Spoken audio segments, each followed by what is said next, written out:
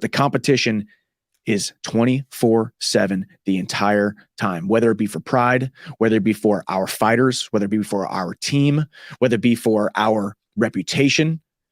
I want to win this thing. I don't just want to beat Conor later this year whenever the fight happens. I want to beat Conor badly on tough. I don't even want him to win a fight. The Conor McGregor fight is like the ultimate belt for the fight game. You understand what I'm saying? If Conor's not fighting for the belt and you're not, and they're not handpicking you because they think it's a good stylistic matchup for Conor, which is not what this is, then you are getting a belt for your entire fight game. And that is exactly what this is for Michael Chandler. Let's go. Who campaigned for this fight? Jesse on fire. It's probably 100% because of me that this fight is happening. Just kidding. But I am extraordinarily excited. Chandler is fighting Conor McGregor, Ultimate Fighter first. It's going to be the best season of Ultimate Fighter ever. And I couldn't have even imagined that this actually was going to come to fruition. I will say this. I am embarrassed because when people started floating around, Conor's going to coach tough.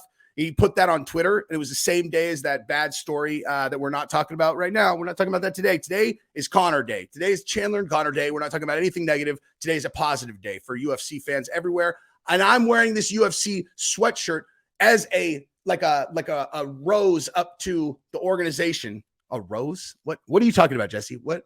You said a rose up to the organization. What does that mean?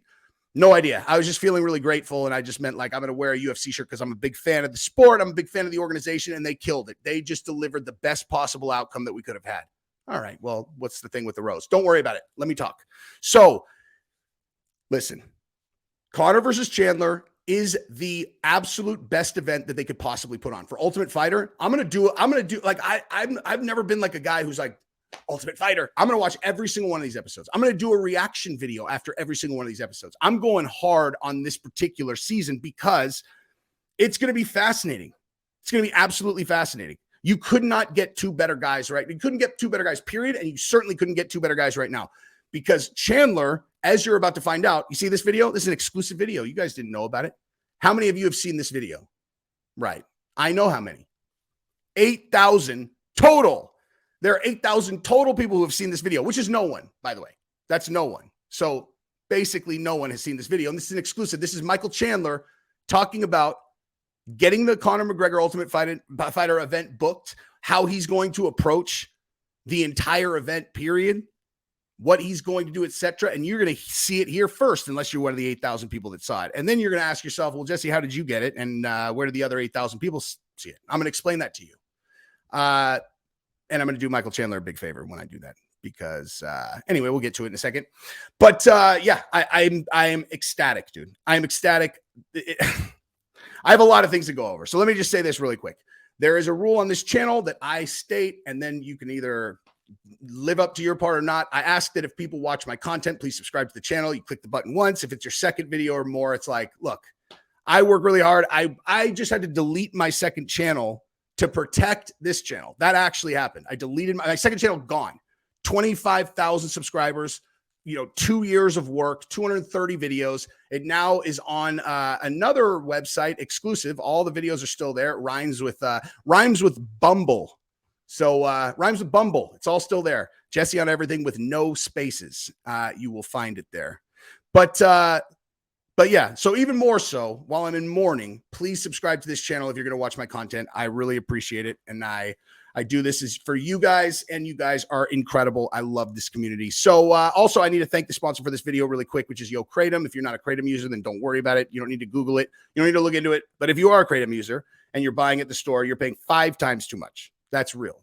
5 times too much. Here is how the supply chain works. Someone buys something in absolute enormous bulk. Then they sell it to a reseller. Then that person packages it. Then they sell it to this reseller. This reseller sells it to the store, and then they sell it to you. It's been marked up 5 times by the time that you get a hold of it. Yo Kratom is this person, okay? Right at the beginning, selling it directly to you. So you get kilograms for $60, 5 times less than what you would pay in the store. You can get it in capsules. It's a little bit more expensive than the $60, but you will still pay 5 times less than what you would pay in the store. So Yo Kratom, it gets here in 2 days. They are incredibly reliable. The quality is exceptional, and they have every single strain that you've ever heard of. Yo Kratom, YOKRATOM. Get it. That's how you read an ad, son. And you want to know why? Because I'm inspired by Michael Chandler on the microphone and intimidated. Intimidated, dude. because the reason you haven't seen this clip yet is because it's on his YouTube channel, and YouTube has not figured out that Michael Chandler in this YouTube channel is actually Michael Chandler. So they're not promoting him yet, but they will figure it out. They will. And they certainly are going to do a much better job figuring it out because of the video that I'm putting up right now. Now, why would you do that? Why would you shine a light on your competition, Jesse on Fire, especially someone who's as vicious on the mic as Michael Chandler? Well, I honestly believe no one's more vicious than me on the mic. No one. So I'm not concerned about that. But also, let's be real.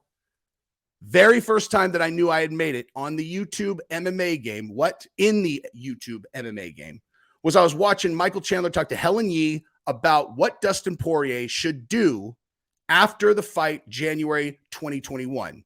And he said, I was just watching a video and Jesse on Fire made a really good point where he basically said, if he's Dustin, he's waiting for Conor. And that's exactly what I would do also. And I was like, no, he did not. I'm sorry. It was after July 2021. I take that back. It was after July 2021. It was after July 2021. But nonetheless, same thing. Same exact interview. And I was like, I can't believe Michael Chandler just quoted me on Helen Yee's channel. I love this dude for life. He could never do any wrong. And then I became friends. He's my buddy, dude. Me and Chandler, but you guys know that. He's been on my channel. I love that dude.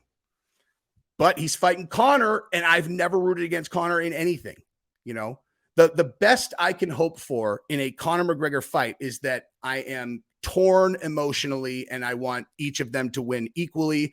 And I have a feeling that's going to be pretty close to what we're looking at here. I can't help it. I'm not a perfect person. I don't even know Conor. I've heard some pretty questionable things about him recently, but I can't help where my heart is. I'm like a girlfriend who's been in love with the same, that's a weird way of doing it. I'm like a dude who's been in love with the same girl for many, many years, and she keeps doing me wrong, but it's like the heart wants what the heart wants, man.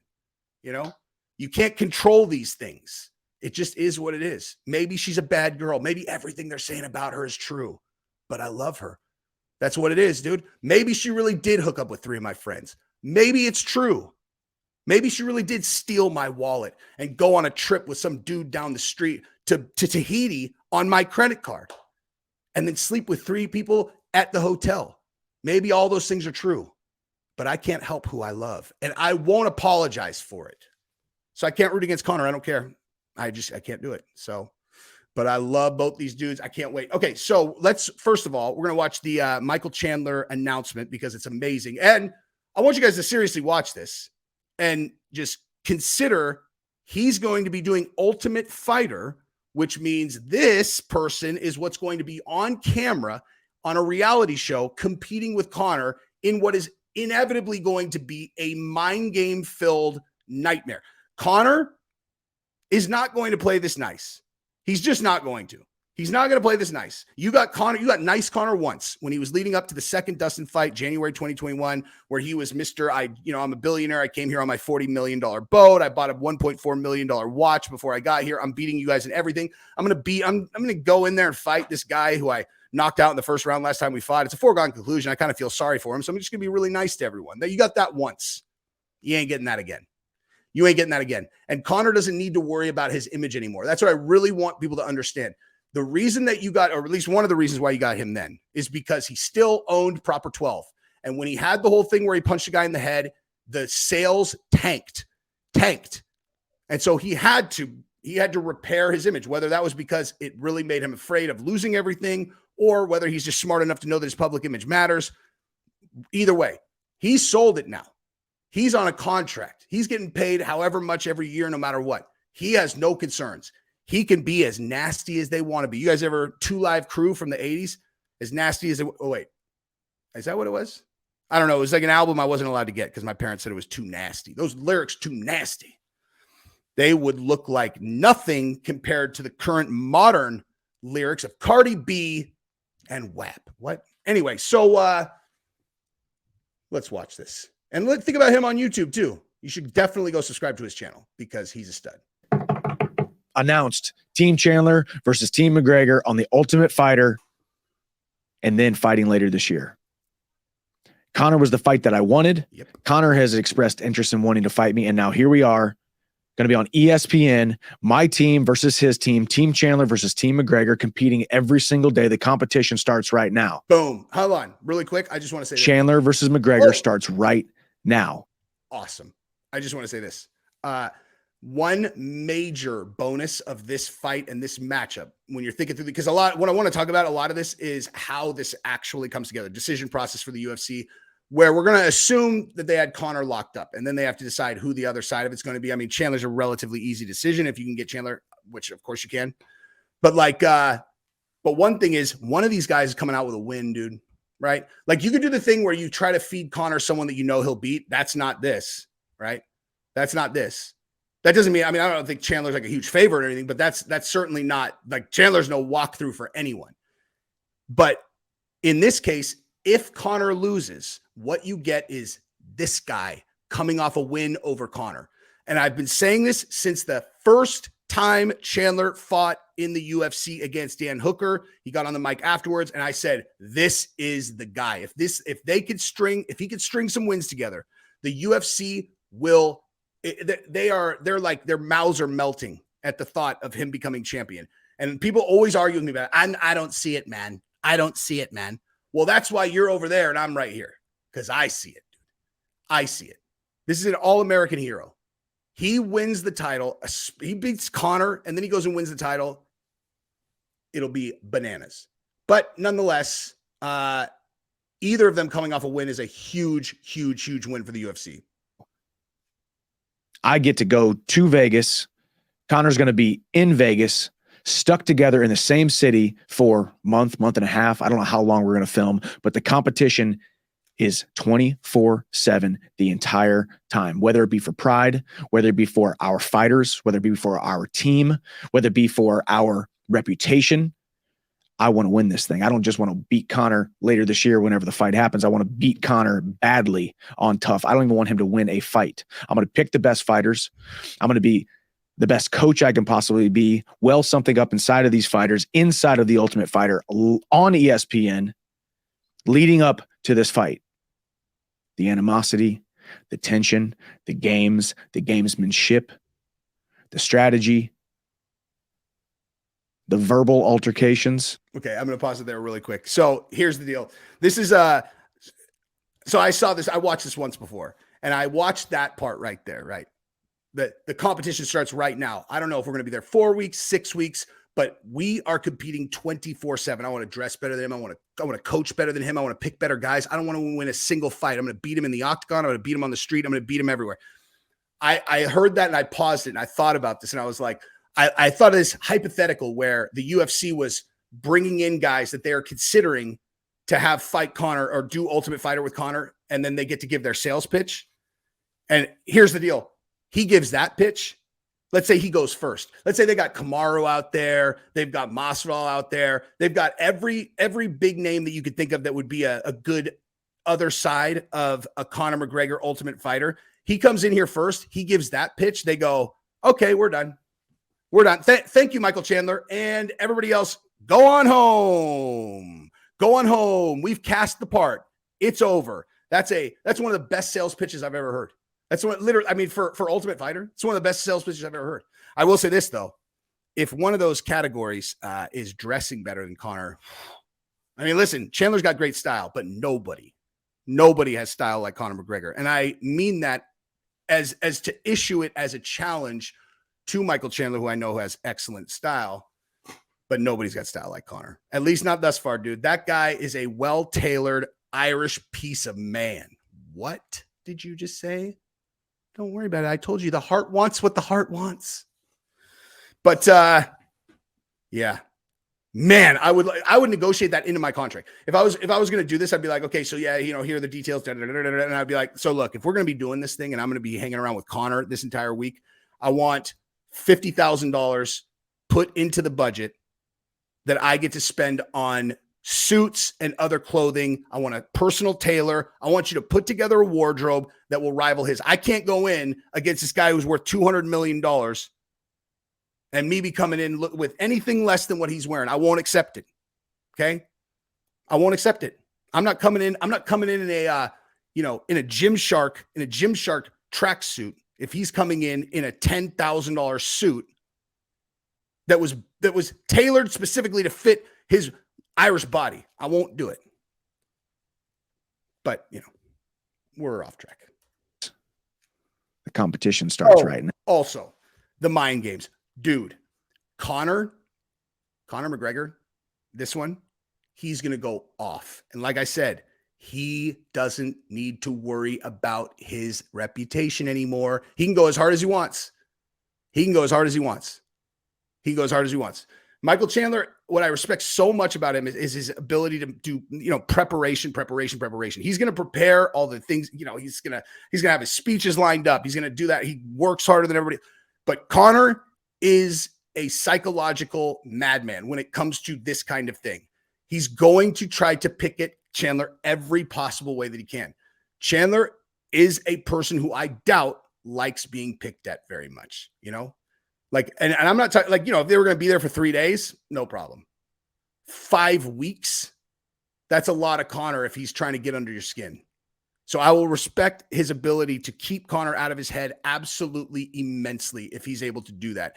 And the more that Conor tries to bring the psychological games, the better it'll be for Chandler if he's able to knock Conor out in the fight. Beat him in the fights, Ultimate Fighter. Get the better clothes and then strut in and be like, damn, Conor, that's a sorry ass suit. It's like, Chandler, come on, dude. Come on. It is. I don't like his suit. You don't like his suit? I don't. I think it's stupid. No, you don't. I don't. It's a great suit. The guy always looks good. What am I going to say? Just say he looks good. He does look good. But so do you. I know. I worked $50,000 budget into this contract. Look at me. Come on now. But I can't wait. Now, I still got one dude on my mind. Conor McGregor heading to Vegas, baby. Cannot wait. This is something I've been wanting to do forever. I've wanted to be a coach on Tough.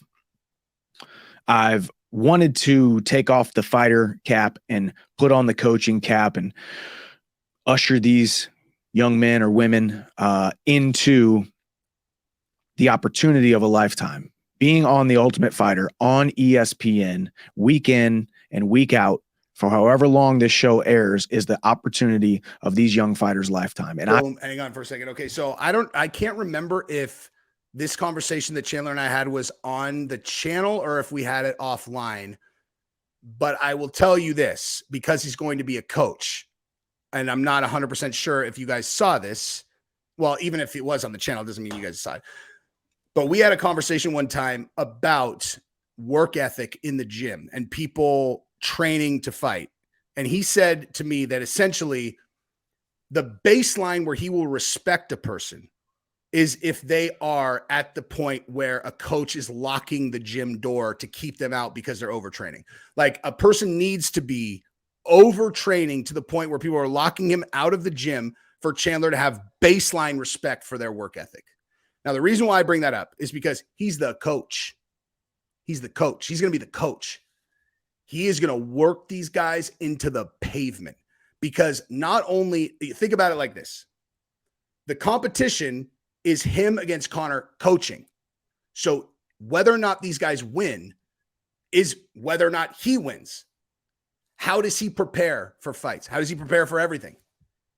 They have to lock the doors on him as a baseline for him to respect you, right? So what do you think he's going to expect from the guys on his team? I think that the guys that get drafted on Chandler's team should feel an overwhelming sense of dread and nerves when they first get drafted. And I think that they are going to be tremendously, tremendously better fighters for being drafted onto his team. And I can't wait to see how they handle it. It's been a long time since I've watched a full season of The Ultimate Fighter. I have no idea what the culture's like now. I know that some of the early Ultimate Fighter seasons, if you really try to grind these guys into the ground, I have a feeling you have some people that are like, he's working us too hard. And then so you'd see Chandler pulling a guy aside. You'd be like, you really want to be a champion? He's gonna daddy these guys. He's gonna son these guys. I can't wait to see him son someone with bad work ethic. It's gonna be amazing, dude. Because Conor will write him off. Like someone who's got, like Conor has incredible work ethic, obviously. Everybody knows it.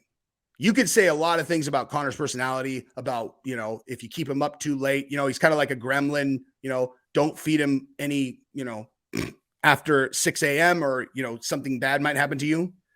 But when he's working, he has tremendous work ethic, and everyone knows that. No one would question that, right? But Conor's personality, if he has someone lazy on his team, he's not going to be pep talking him, dude. Like that's not Conor's style. He's not going to be pep talking him. He's just going to write them off and hate them, you know, or just think they're a sorry ass. And if they win, he won't even feel accomplished. He'll just be like, lucky. He's not a hard worker. He's never going to go all the way. So, wow. Good mate. I hate you. Good mate. I hate you.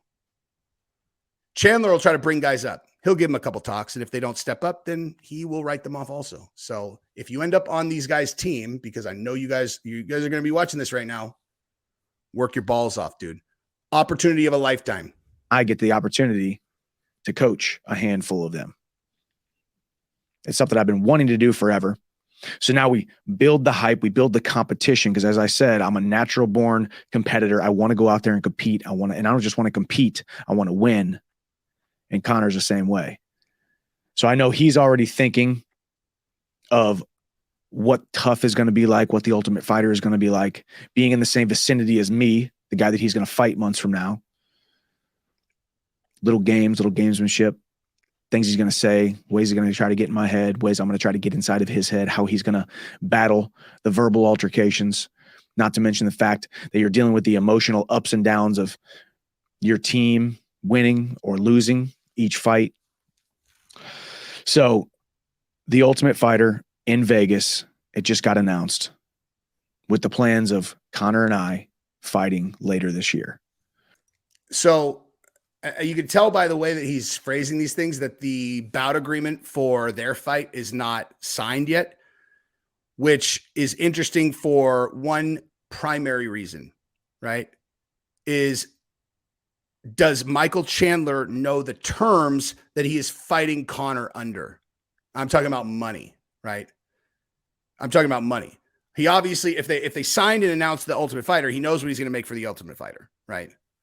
But does he know how much he's going to make? Does he know what the deal that he's going to get to fight Conor is? Does he know if he's getting pay-per-view points? Does he know if it's going to be a big flat rate, etc.? Because what they've done historically, and I do know this to be true, is the first fight against Conor, where people were the other side of a main event, they have paid them not a lot. Like Dustin Poirier, I believe, if I'm remembering correctly, made either $675,000 or $750,000 for the fight January 21.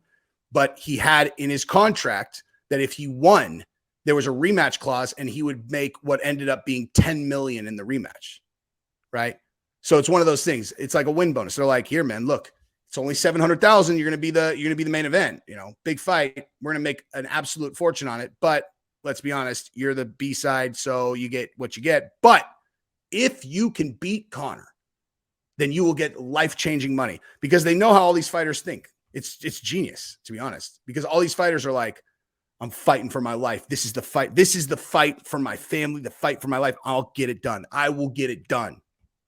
You know, the only reason I bring that up is because in the Nate Diaz fight, of course, if Nate won, Conor was likely to want a rematch. In the Dustin Poirier one, that was a certainty. If Dustin won in that fight, for sure, Conor was going to fight him again.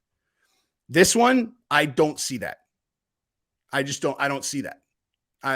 Not after Conor lost to Dustin. I mean, because you have no idea what Conor's going to do. So if I was advising Michael Chandler and I was his agent, I would make sure not to fall for if you beat him this time, here is this huge, enormous rematch clause, which is what they got those guys to agree with, which worked out for both of them. But you can't bank on a rematch with Conor in the event that you do win this one. You know what I mean? And Chandler is a big part of this fight. Now, maybe 70-30, right? I mean, just being honest, like I think Chandler's one of the bigger stars in the UFC, but it's Conor. But don't take $750K. Don't take $750. Get a piece of that back end. You are going to be selling this fight for 6 weeks. Well, we're paying him for that. We're paying him $1.5 million for Ultimate Fighter. All right. Yeah, and he's going to deliver on Ultimate Fighter. But then when the fight comes, this is not like throw Nate in there for $500K because we need a replacement fighter. Chandler is going to be a critical piece of this event.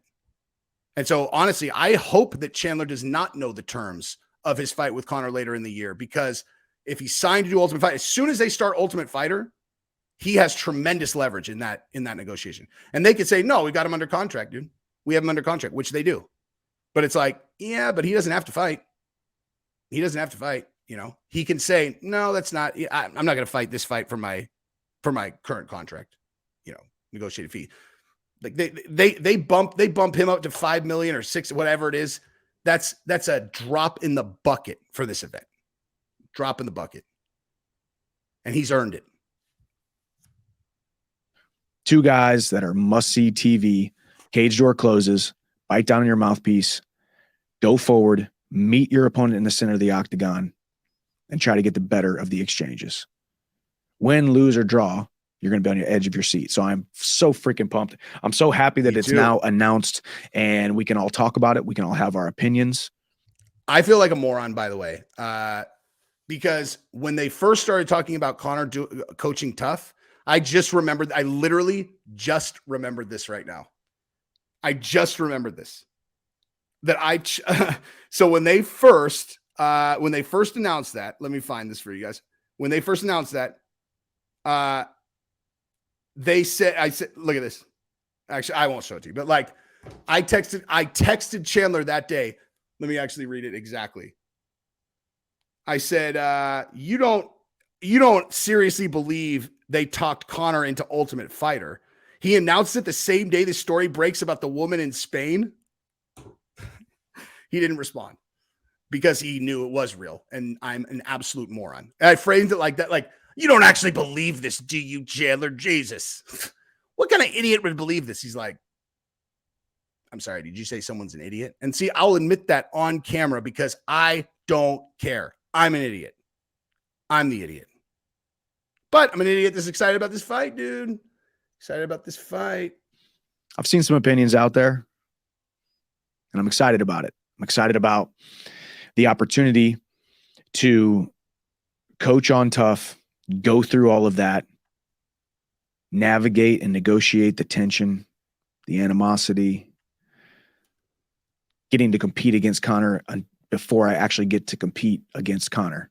I love that. And one thing okay, so this is just my pure read on the mind games is like, so basically it's like, if you were like, do you think that either of these guys is going to have his performance on the night of the fight affected by the mind games? I would say probably not in either direction. But if you were like, well, who do you think is less likely to get rattled by the other guy? I don't think that Chandler's capable of rattling Conor. Just in terms of like, I mean, he can, not in terms of like, can he rattle him? Like, of course he can rattle, but I'm talking, can he rattle him to where Conor will perform differently on the night of the fight? And I don't believe that he can. But that's because I don't think anyone can, period. Honestly.